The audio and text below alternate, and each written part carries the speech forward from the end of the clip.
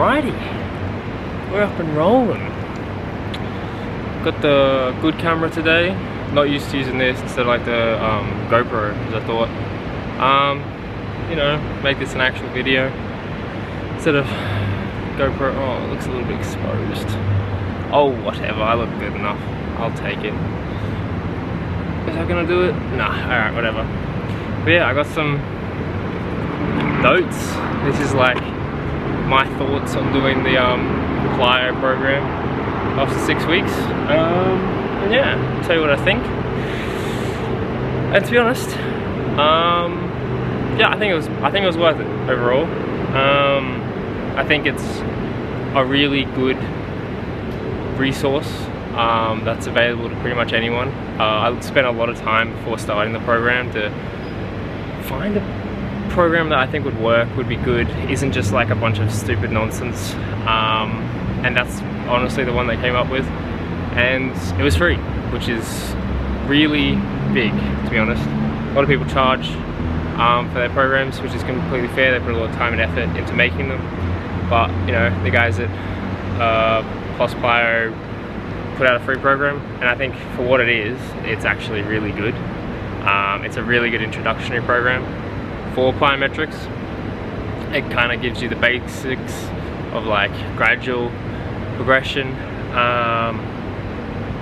but I guess my biggest issue with the program is kind of the lack of explanation with a few things. A few exercises that don't have video examples or descriptions, so kind of get left in the dark with that, which kind of sucks. So you kind of have to guess, or just like what I did, just not do it for a few things. So yeah, you kind of get left in the dark with a few of those exercises, and you know, that kind of does suck, but it is free. So I think that like, no matter what opinions I have on it, the outlying factor should be the fact that it was free. So I can't complain that much, because yeah, someone put time and effort into making it and then gave it away for free. And then yeah, and then I guess if you want to progress with that brands, Plyos, programming, you can go to their website, which I have a monthly subscription. You get programs, which personally I'm not a fan of monthly subscriptions for pretty much anything. If I buy a program, I just want to buy it outright, have access to it, and update it if I can, but otherwise I just want to buy a program and then not have to keep paying $30 a month, $40 a month or whatever for something I don't really need, because it's like, oh, you gave me all the information, why am I going to keep paying for it? So either price it better, or just, I don't know, don't do a monthly subscription. That's just me, that's just my preference. Yeah, and I guess the biggest thing that's from the program, did I improve? And this is kind of a hard one for me, to be honest, because I'm not sure how to quantify it. Because like, yes, I did plyometric training, but I also did jump training at the same time. So, was my progression, because overall, I have gotten a bigger jump, both single leg and double leg, which I think is actually a really important thing to mention. So a lot of parkour training, a lot of people very specifically train to like a broad jump, standing prees, plyos, but they don't necessarily improve their single leg jumps, so strides and running prees. And I think this program is really good because it works on both single and two leg jumping. And so I definitely think overall, big tick, I have improved. Now, I can't quite quantify how much I have improved because of the fact that I was also training at the same time a bunch. So yeah, it's like I've improved because I've done parkour jumps, but I've also improved because I've done plyometric jumps. And so put together is what I've got, but I don't know how much of either. Like if I had done one session a week, would I still get the same results with the same amount of training? What if I had done less training, 2 days a week of plyometrics, would I still get the same results? Or was it a combination of both, like the 3 or 4 days of training and then the 2 days of plyometrics? Combine that is the only way to get those results. Really unsure.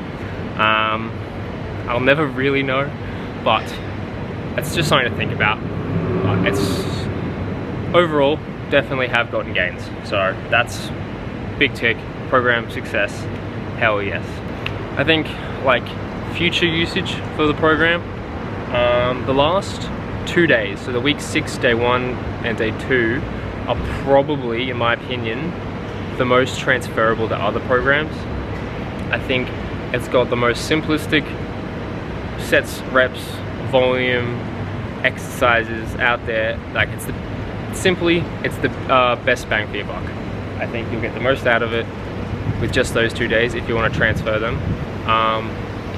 But that also leads to other things where it is how many days a week should you train plyometrics. Plyos, from what I have learned actually, is that plyos are very taxing on the body, and I think the majority of people who train parkour don't need to be doing plyometrics twice a week consistently. I think if you do a program, so a set amount of time, a block of time, like 6 weeks like this program, 2 days a week is good. Longer than that period, I think plyos can wear out your body, especially if you're doing other things like gymming, like you're doing a lot of squats or like Olympic weightlifting or like powerlifting. Plyos on top of gymming and parkour training can fully wreck you, and that's just load management.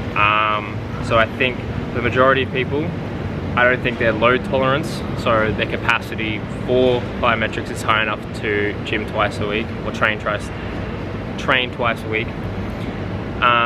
So I think most people should stick to one to begin with. And I think you can keep it really simple.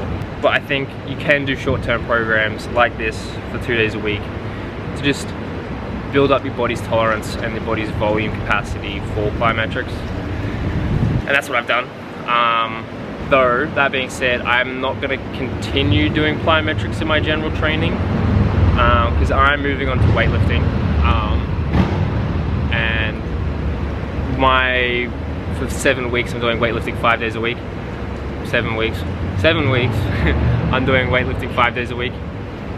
So I don't really feel like adding plyometrics into it right now would be worthwhile, because I think it would just cause a lot more wear and tear on my knees, which is not what I want. I want to kind of let them rest, because I've been training for like the last 2 months pretty consistently, like 10 sessions a week, and I'm feeling it, I won't lie. Like it's getting to my body. Not only mentally, I think mentally for parkour I'm in like the best space. I can look at jumps and be like, I can do that, I can't do that. But physically I feel pretty wrecked most days. Like my knees hurt, my back hurts, my shoulders hurt, and you know, that's just kind of part of the business, part of the jam, part of the hobby, is that you will feel sore. Like we are jumping off walls onto hard surfaces, and the body can only take so much. And that's why I think I'm having a break from plyometrics to let my knees heal up a bit. Yeah, and I think weightlifting is just fun. It looks fun. I've always wanted to try it, and so yeah, I was like, frick it, I'm gonna try it. I don't know how much I'm gonna film about it, so this is kind of the end of the series. So if you've enjoyed it, thank you, awesome. I appreciate it, but I'll probably leave gym videos for a while, just because my weightlifting videos I think are going to be pretty boring, because it's like for 7 weeks it's just drills, like the same drills, not a lot of like visible progression. And I don't have to focus about filming at the gym, that's kind of lame.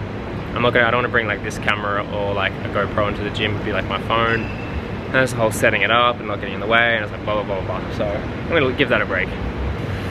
Yeah, overall, thank you for watching the videos, I appreciate it. But otherwise, that's everything from me. Thank you for watching, thank you for commenting, liking, spending the time to watch these. It's all very greatly appreciated. And I'll see you in whatever I do next.